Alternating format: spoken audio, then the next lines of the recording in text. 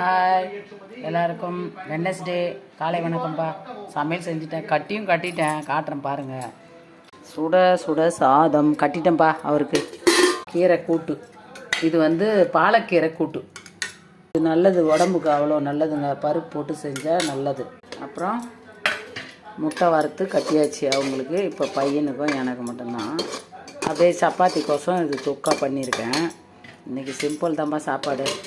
சப்பாத்தி சுட்டு அவருக்கு சாப்பிட கொடுத்து அனுப்பிச்சிட்டேன். எடுத்து போயிட்டார். தக்காளி தொக்கு, சப்பாத்தி, கூட்டு, முட்டை.